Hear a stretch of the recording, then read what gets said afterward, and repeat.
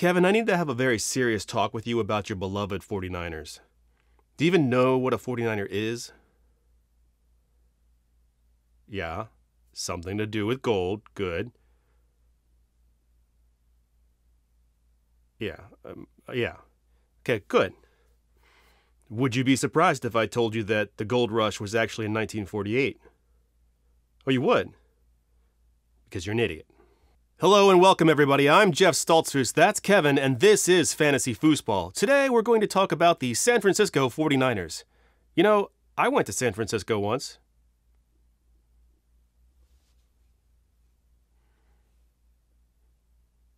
Was okay.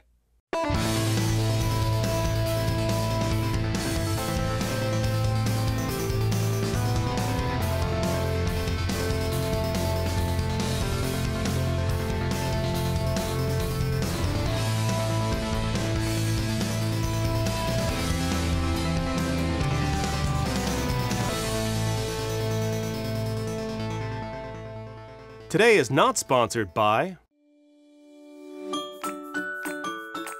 You have a blessed day. Stole my parking spot? You have a blessed day. Squealed to my HOA about the height of my hedges? You have a blessed day. Drank the last of my iced tea? I told you, Kevin, it's very important to me. You're crapping on my very existence. I will dance with you inside the six-sided ring of fire and you will say my name, which was very clearly printed on the label. Can you not read, or must I write it in your blood? You have a blessed day. The churchiest FU you can give somebody. Most of the off-season free agent additions seem to be for depth. They dumped both their backup quarterbacks, and that speaks pretty loudly, especially considering who they brought in to replace them. And now it's time for a breakdown.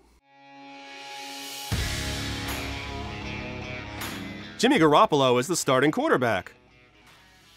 Sure he is. This is Garoppolo's 5th year with the Niners. Time flies when you're watching from the sidelines. Seems like only yesterday Jimmy G was traded from the Patriots, replacing Brian Hoyer as the starter. It hasn't worked out. He's been limpy and gimpy as the injuries piled up. But more than that, he's been criticized for having happy feet in the pocket, leading to inaccurate throws. Whether for health or athleticism, there's just a lot of limitations with him. Limitations Coach Kyle Shanahan appears to have had enough of. Though they never made an offer, it's been confirmed that Shanahan was very interested in acquiring Matthew Stafford when he became available. He only missed out because the Rams closed the deal with the quickness. So the 49ers started ripping first-round picks like ninja stars to move from 12th to 3rd in this year's draft, where they selected Trey Lance. Trey Lance has a big arm. 2 of them, probably. There were a lot of designed runs for him in college, and he looked good doing it. He's big, he's athletic, he's the modern-day NFL quarterback. Some compared him to Josh Allen. I think considering the concerns I have about him, that feels appropriate. Allen had the same concerns coming out of college. He didn't play for a big school, the competition wasn't elite, limited sample size, questions about accuracy. When I watch the tape, I see he can make all the throws. I also see some shaky mechanics, particularly when it comes to his footwork, which led to some inaccurate throws. But this is fixable. Early reports are promising. He's smart and he's learning the playbook fast. In my opinion, Trey Lance has the highest risk level of the top 5 rookie quarterbacks. That's to say the highest risk of becoming a bust at the NFL level. I'm not predicting that he will be, I'm just more confident in the others. Despite that concern, he could be a fantasy football winner. Much like Lamar Jackson, I could see a lot of high-floor, high-ceiling games with his rushing ability, especially near the goal line. The 2 narratives being floated are, 1, with a highly drafted rookie at the position, Garoppolo will be traded before the season. Let the Trey Lance era begin. And 2, Garoppolo will start most of the year while Lance learns from the pine, similar to how Mahomes sat behind Alex Smith in Kansas City. Here's what I think. You don't trade that many picks to move up for Lance for him to watch Garoppolo be mediocre. Kyle Shanahan wants to be creative with play calling and dominate. Garoppolo is nothing but limitations. Lance is nothing but opportunity. Garoppolo might start week 1, but it's purely political theater. The first chance he gets, Lance is going in. They face Kyler Murray and Russell Wilson twice a year. Shanahan wants his own dual-threat QB, and Lance could be that guy. Shanahan is like a Disney princess, waiting for his life to begin. If he has the high Garoppolo's helmet to make it happen, he's getting Lance on that field. He'll take the rookie mistakes as they come. Buy Trey Lance in Dynasty, and even redraft too, where you can add him at the bottom of your roster like Jalen Hurts last year. I wouldn't touch Jimmy Garoppolo in any league, and I don't buy that he'll get traded. What would be the point of trading Jimmy Garoppolo, a late-round draft pick? Garoppolo's value is as an experienced vet. Backing up Lance would help speed up Lance's growth and provide insurance at the position. If you trade Garoppolo, the backups are Josh Rosen and Nate Sudfeld. They contribute nothing to Lance's development, and imagining them in the game is just gross. The only way I see them trading Garoppolo is if they bring in another vet. I hear Brian Hoyer is available.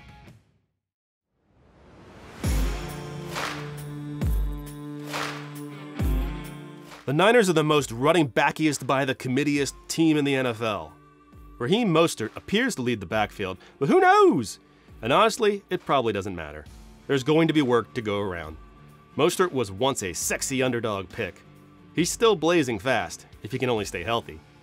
Currently, he's being drafted about the 5th, near Kareem Hunt, Chase Edmonds, and rookies Javonte Williams and Michael Carter. I think Mostert still has it, and he's going to get a good share of the work this year. But that ADP, though. Trey Sermon was drafted in the 3rd this year. He's a good runner, but his metrics don't pop. He's kind of the opposite of Raheem Mostert. Mostert is the lightning, Sermon is the thunder. Lightning and the thunder. He's shifty for a pounder, no long speed, but he's very agile. Sermon will get on the field week 1, I have no doubt. They're gonna swing him like a GD wrecking ball again and again. What he lacks in long speed, he'll make up for in volume and goal line action. I like him, and he's currently going in the 8th round. Wayne Gallman doesn't suck. I'm not sure if people know that. Gallman's another one of these also present guys. Nothing pops on tape or paper, but he guts out yardage when called on. I take that back. There is one quality he possesses that stands out. One of my favorites, actually. And it can't be timed at the combine. Fight. Wayne Gallman has fight. You know what? Screw it. I'm calling it moxie. He's not particularly large, but he hits with such force. He's always falling forward, moving the pile, fighting for every inch. He reminds me a bit of Jamal Williams. And he's currently going undrafted. He's the forgotten man in this committee. I was told Jeff Wilson wasn't a thing, that he's just a guy. Last year, he had 600 yards and 7 touchdowns on the ground and 3 receiving touchdowns. That's not nothing. So I had to take a look at him again. Was this just the product of a system? Or is Jeff Wilson actually good? Nope, it's the system. Sorry, Jeff. He's not a bad running back, but every snap I saw, I could envision another back here doing more with. Sermon, Gallman, I believe they get more than Wilson did last year. Elijah Mitchell. He was drafted in the 6th this year. He has great metrics, the best of any back on this team. I guess that's why the hype has been building on him. He's good. I like him. But with so much in front of him, short of injury, I doubt much action in his rookie year. More likely next year is when he rises. The hype train sometimes pushes a guy I like too high. I think Elijah Mitchell is in the danger zone right now. Undrafted free agent JaMycal Hasty saw little action last year. He was called up from the practice squad in week 3. He's a little smaller. He's got some wiggle, but mostly just ends up dancing too much. Too much wasted energy when he should just hit the lane and go. He reminds me of Devin Singletary. Not in a good way. This year's likely to start with Mostert and Sermon rotating with Gallman mixing in for a couple snaps each game. They seem to like Jeff Wilson for some reason, so I expect him to be their 4th. Elijah Mitchell could move up the depth chart if he has a good preseason. Hasty is likely bound for the practice squad again. Give me Mostert and Sermon in redraft. Sermon and Mitchell in Dynasty. Add Gallman to the watch list. This is going to become a Sermon and backfield. If Mostert misses time, I believe the beneficiaries are Gallman and Mitchell.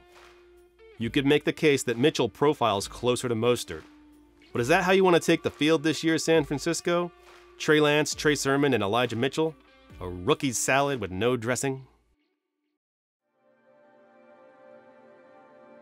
When I was a little boy, I had big dreams. You can't be a rabbit, they said. Kids can be cruel. But maybe you can hit the thumbs up button. It helps other people find this channel. Subscribe too. Show those kids I can be a rabbit. I can be a rabbit.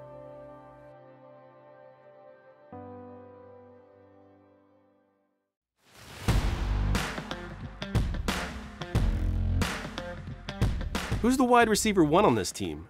Do they even have one? Current ADP has Brandon Aiyuk going in the 5th and Deebo Samuel in the 7th, but who are we kidding? They're both wide receiver 2s. George Kittle is the top passing option. I like Deebo Samuel. Wide receiver built like a running back, what's not to like? His injury history. That he's likely 3rd in target share? A good receiver in real life. For fantasy football, he's a depth receiver.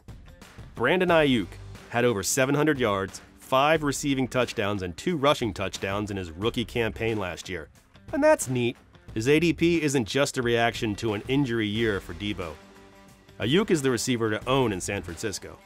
Kendrick Bourne's departure leaves some vacated targets, but I'm not a fan of anything else in this receiving core. Likely Richie James and Mohamed Sanu will take the scraps. Considering this has been a run-first team with a tight end being the top receiving target, I'm not sure there's more fantasy value to be had here. Maybe undrafted free agent Austin Watkins is worth watching, considering how thin things are. I'd draft Samuel and Aiyuk to round out my roster. Maybe a change to Trey Lance can yield 1,000 yards for one of them. George Kittle isn't just a top 3 tight end. He's what I call a point of positional dominance. I'm working on a better name. When you view your head-to-head matchup each week, there are only 3 tight ends you can say, I'm as good as my opponent or better every single week. Travis Kelce, Darren Waller, and George Kittle. That's because their offenses feature them. They're always part of the game plan. They're never in danger of getting game scripted out. If you aim to win at every position, get yourself a Kittle. I'm fully aware that it's George Kittle and nobody else here. But this is fantasy foosball. We deep dive. So let's get it. Charlie Woerner was a 6th-round rookie pick last year, and I liked him. His metrics were decent. He's got that 6'5" size I like at the position. But I thought, 6th round, what's he gonna do? He's a good run blocker, contributor on special teams. He could climb the depth chart this year. I mean, who's in front of him? When George Kittle was injured last year, it was Ross Dwelley along with Jordan Reed who picked up the slack. I'm as surprised as you! Now Reed's retired and Dwelley's still dwelling. There's a lot of love for Dwelley online. A shocking amount, really. And I don't get it. He's fine. He's not incompetent. He's like a bowl of room temperature oatmeal. It's okay, but I'm not excited by it. MyCole Pruitt is 29 years old. He bounced around the league some. I don't know how he contributes here, but I like him. He's athletic and sure-handed. I read that wide receiver Jordan Matthews is trying to become a tight end here. Apparently he added 30 pounds. And I will take the same stance here that I did on Tim Tebow doing the same thing. I will believe it when I see it. Also, I'm not impressed that you gained 30 pounds. Hashtag me too. What's that? That's not appropriate here? I don't believe you. So besides Kittle, is there anything here? Nothing I'd draft, but I'm adding Charlie Woerner to my watch list. If Kittle goes down, I'd rather take a chance with Woerner than Dwelley.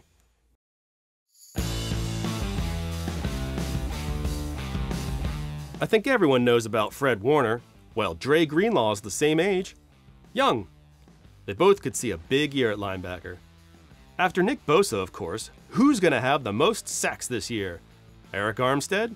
How about Samson Ebukam? Who? That's what I love about this stuff. Samson Ebukam was drafted by the Rams in the 4th of 2017's draft. This is his first year with the Niners. He shows up on tape. His metrics are great. Hell, I saw the dude squat 500 pounds. That is completely unnecessary. He's no stranger to sacks, which is a really weird thing to say, but his role is different here. Instead of reading things at the line, this coaching staff just wants him to attack. I see proof he can do it. Get Samson Ebukam on your watch list. So that's the 49ers. Thank you so much for watching Fantasy Foosball, and I will see you next time. Peace! Check the mic and make sure it sound right, boys.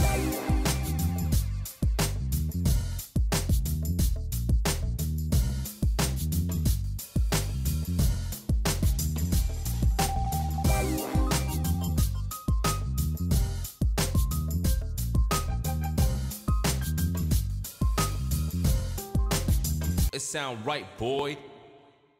So that's the 49ers. So that's the San Francisco.